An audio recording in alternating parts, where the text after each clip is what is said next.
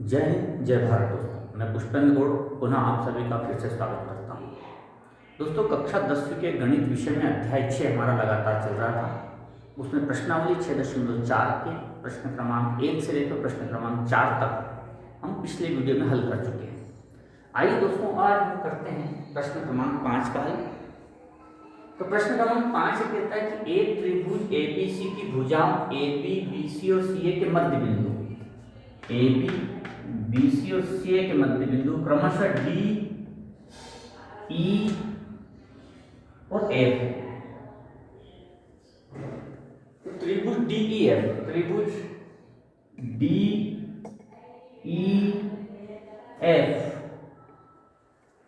और त्रिभुज एबीसी के क्षेत्रफलों का अनुपात ज्ञात कीजिए। मतलब हमें ज्ञात करना है दोस्तों, त्रिभुज डीईएफ का क्षेत्रफल बटे त्रिभुज ए बी सी का क्षेत्रफल का अनुपात हमें ज्ञात करना है। दो त्रिभुजों और उनके क्षेत्रफल से संबंधित अगर बात हो तो सबसे पहले हमारे जो प्रमेय दिमाग में आती है वो आती है दो समरूप त्रिभुजों के क्षेत्रफलों का अनुपात उनकी संगत भुजाओं के अनुपात के वर्ग के बराबर होता है। लेकिन उसके लिए पहली जो शर्त है वो कि त्रिभुज समरूप होना चाहिए। तो अब हमें देखते हैं दोस्तों कि जो दो त्रिभुज हैं वो समरूप है, यानी त्रिभुज एबीसी तथा त्रिभुज डीईएफ ये समरूप है या नहीं, सबसे पहले हम इसको देखेंगे। तो देखिए दोस्तों, डीएफ त्रिभुज की दो भुजाओं के मध्य बिंदु को मिलाने वाली एक रेखाखंड है। तो ये तीसरी भुजा के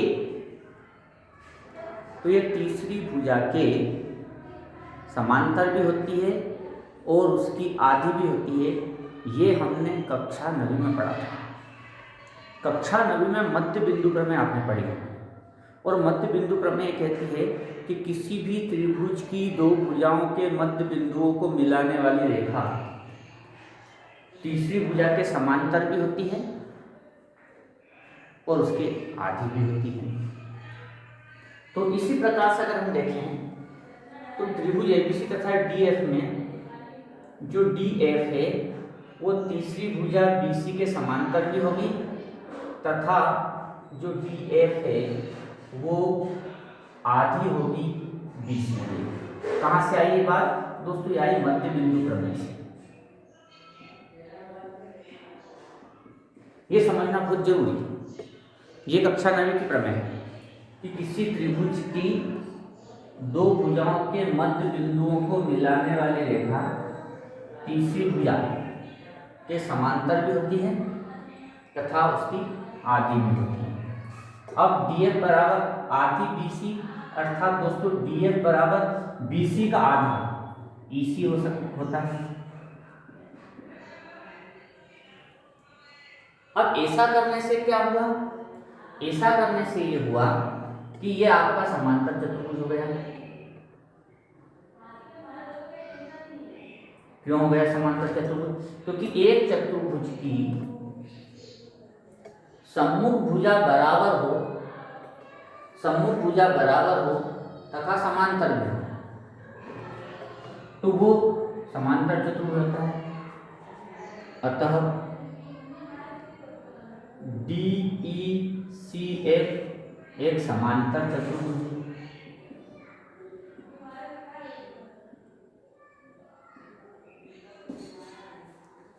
अतः DECF एक समांतर चतुर्भुज है। और अगर ये समांतर चतुर्भुज है तो सम्मुख कोण बराबर हो गए, कोण C बराबर कोण D।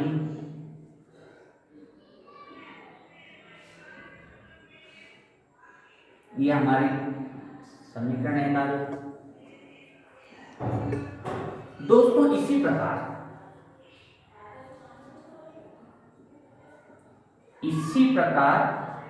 DBEF भी समांतर चतुर्भुज है। DBEF एक समांतर चतुर्भुज है। क्यों है? क्योंकि जो आपने आधा बीसी जो लिया था वो ईसी कर दिया था। अगर मैं बीई कर देता हूँ, ईसी की जगह पर अगर मैं बीई कर देता हूँ तो डीएफ बराबर बीई हो जाएगा। तो डीएफ बराबर बीई, डीएफ बराबर बीई और समांतर भी है, तो फिर ये वाला चतुर्भुज एक समांतर चतुर्भुज हो गया। अब ये एक समांतर चतुर्भुज हो गया DBEF, तो ये वाला कोण इस वाले कोण के बराबर हो गया, अर्थात कोण B बराबर हो गया आपका कोण DFE।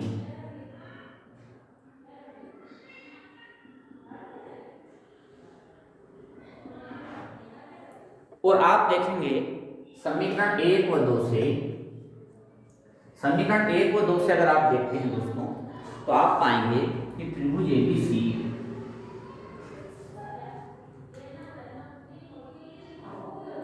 समीकरण 1 व 2 से आप पाएंगे कि त्रिभुज ABC समरूप हो गया है त्रिभुज E, अब B लिया तो F, उसमें C लिया तो D, EFD, कोण कोण समरूपता से। देखिए आप, एक त्रिभुज हमें ये लेना है DEF और त्रिभुज लेना ABC, तो DEF का एक कोण त्रिभुज ABC के एक कोण के बराबर हो गया। इसी प्रकार DEF का एक कोण त्रिभुज ABC के कोण के बराबर हो गया।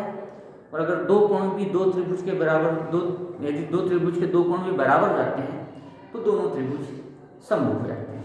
अब देखो दोस्तों, त्रिभुज हमारा समरूप हो गया है।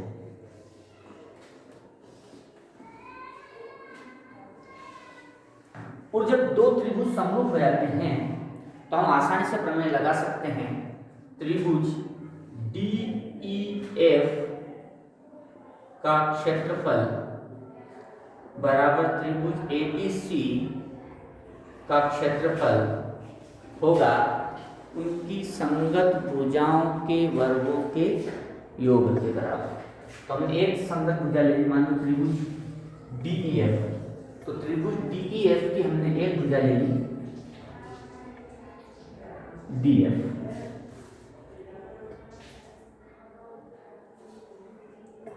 तो इसकी संगत भुजा होगी BC।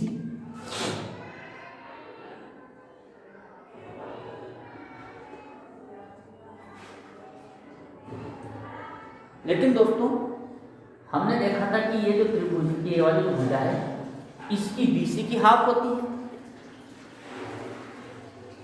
मध्य बिंदु प्रमेय से हमने देखा था कि त्रिभुज की दो मध्य बिंदुओं को मिलाने वाली भुजा तीसरी भुजा के समांतर होती है और उसकी आधी होती है। हम DF को तो DF ही लिखते हैं, लेकिन BC को 2 टाइम्स DF लिख देते हैं। ये दो गुना होगी, DF से DF कट गया तो यह 1/2 का वर्ग, अर्थात 1/4, अर्थात 1:4। अर्थात इस छोटे वाले त्रिभुज का बड़े वाले त्रिभुज के साथ जो अनुपात होगा 1:4 होगा, अर्थात बड़ा वाला त्रिभुज 4 गुना बड़ा होगा। इस प्रकार से हम कुछ 9th की प्रमेय का प्रयोग करके और कुछ 10th की प्रमेय का प्रयोग करके इस सवाल को हल करते हैं। अगला प्रश्न दोस्तों, सिद्ध कीजिए कि दो समरूप त्रिभुजों के क्षेत्रफल का अनुपात। तो दो समरूप त्रिभुज ले लेते हैं, त्रिभुज ABC और PQR। तो दिया है त्रिभुज ABC समरूप त्रिभुज PQR, यह हमें दिया है। दो समरूप त्रिभुज के क्षेत्रफलों का अनुपात इनकी संगत माध्यिकाओं के, इनकी संगत माध्यिकाएं हैं, इसकी संगत माध्यिका हमने AM मान ली और इसकी संगत माध्यिका हमने PN मान ली। माध्यिकाओं के का वर्ग होता है। तो दोस्तों हमें सिद्ध करना है कि दो समरूप त्रिभुजों के क्षेत्रफलों का अनुपात इनकी संगत माध्यिकाओं के अनुपात के वर्ग के बराबर होता है। ठीक है, लेकिन हम लेकर के चल रहे हैं। सबसे पहले त्रिभुज ABC और त्रिभुज PQR समरूप है, तो यहाँ पर हो जाएगा त्रिभुज ABC का क्षेत्रफल बटे त्रिभुज PQR का क्षेत्रफल बराबर होता है इनकी संगत भुजा के वर्गों के अनुपात के वर्गों के बराबर। ये हो गया हमारी समीकरण। अब दोस्तों हम चलते हैं त्रिभुज ABM व त्रिभुज PQN में।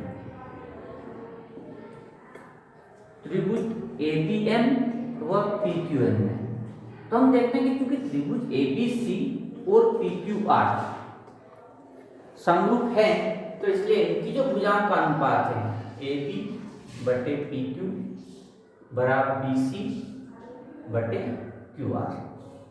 क्यों? क्योंकि त्रिभुज ABC समरूप है त्रिभुज PQR।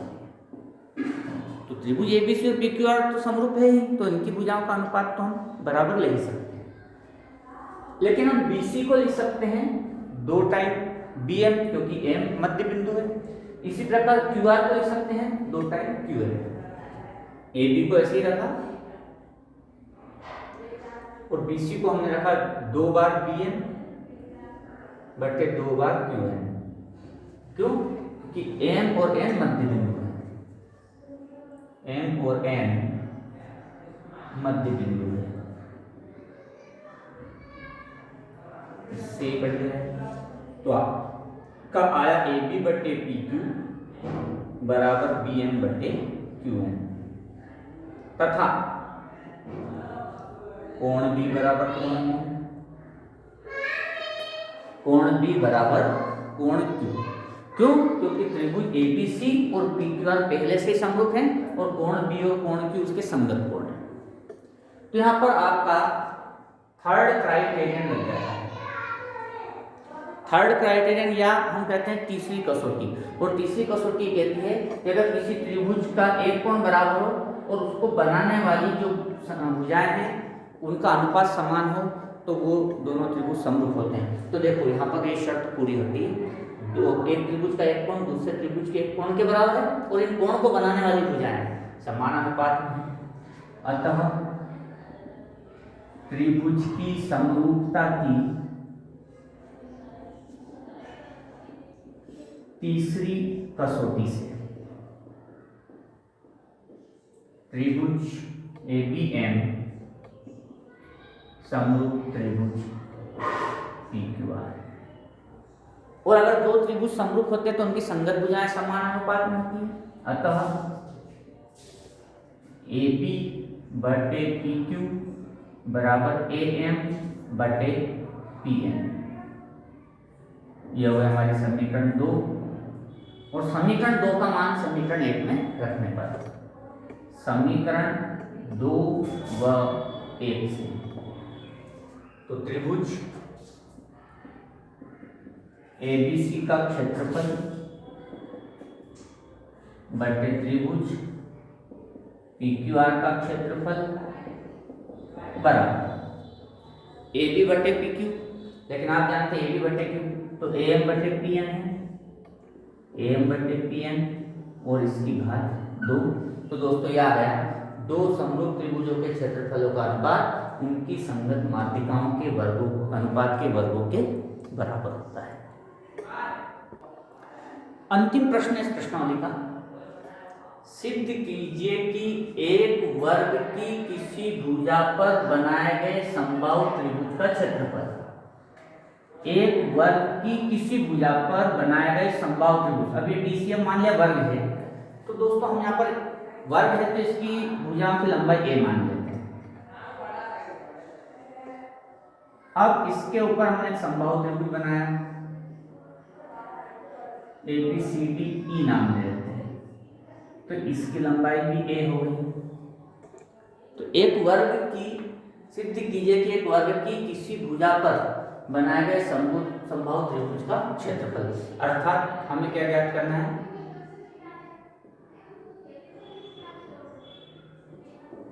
त्रिभुज DEC का क्षेत्रफल, त्रिभुज DEC का क्षेत्रफल।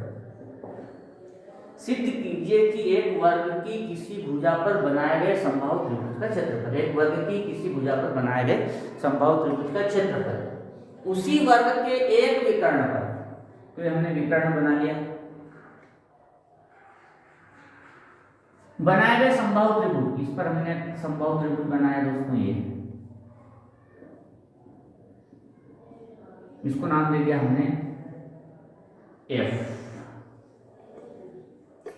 त्रिभुज DBF, त्रिभुज DBF के क्षेत्रफल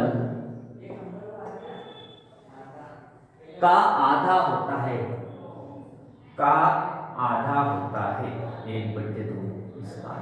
यह हमें दोस्तों सिद्ध करना है कि किसी त्रिभुज की, किसी वर्ग की किसी भुजा पर बनाए गए किसी समबाहु त्रिभुज का क्षेत्रफल उसके विकर्ण पर बनाए गए त्रिभुज के क्षेत्रफल का आधा होता है, ये हमें सिद्ध करना है। ठीक है दोस्तों, तो हल, तो हमने यहां पर मान लिया था कि माना कि वर्ग की एक भुजा की लंबाई a, एक भुजा की लंबाई a इकाई है, ये हमने मान लिया। तो इससे हमें क्या मिलेगा, इससे हमें मिल जाएगा कि जो वर्ग की चारों भुजाएं AB बराबर होगी BC बराबर होगी CD बराबर होगी DA, इसकी लंबाई होगी a इकाई। अब इसी पर त्रिभुज बनाए, त्रिभुज EDC, अतः त्रिभुज EDC में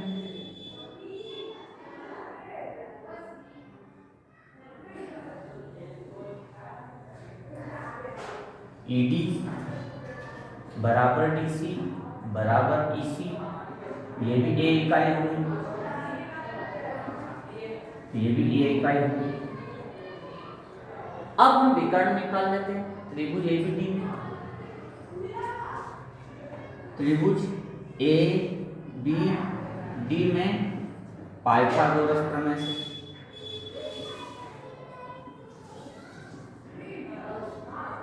क्योंकि त्रिभुज ABD वर्ग है, ये कौन समकोण है, तो ये त्रिभुज हो गया समकोण त्रिभुज, यहाँ पर पाइथागोरस प्रमेय लग जाएगी। BD का वर्ग बराबर AB का वर्ग धन AD का वर्ग, BD हमें ज्ञात करना है, AB हो गया 1 वर्ग धन A वर्ग अर्थात 2A वर्ग। तो दोस्तों BD बराबर आ गया आपका 2√2A। अब BD हो गया आपका √2A। इससे क्या हुआ, त्रिभुज DBF में जो समबाहु त्रिभुज है,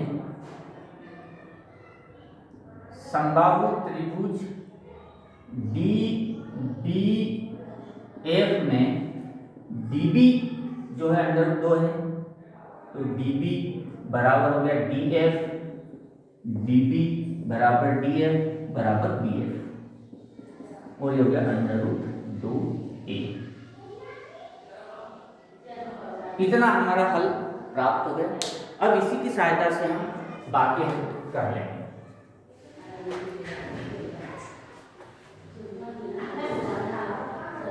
है ना, अब सबसे पहले हम त्रिभुज EDC का क्षेत्रफल निकालेंगे। तो दोस्तों हम जानते हैं कि समबाहु त्रिभुज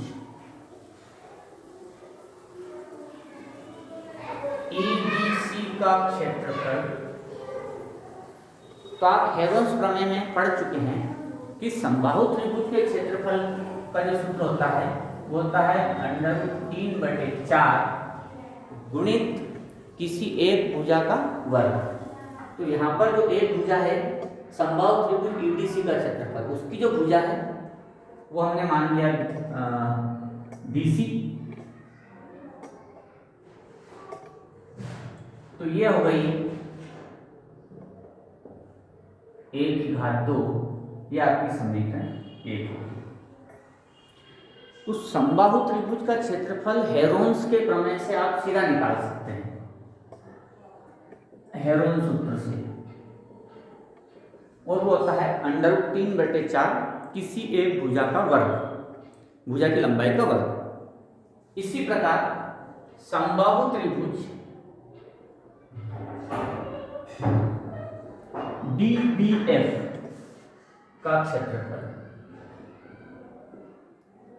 DBF ये भी इसी प्रकार से √3/4 गुणित किसी एक भुजा की लंबाई का वर्ग, तो हमने BD का वर्ग ले लिया,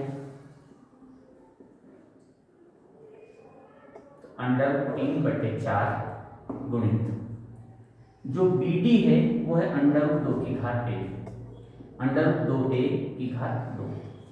तो इससे मिला हमें √3/4 गुणित 2a की घात 2, अर्थात हम इसको लिख सकते हैं 2 गुणित √3/4 a की घात 2। यह हो गया हमारी समीकरण 2। अब हम समीकरण 2 में समीकरण 1 का मान रखते हैं।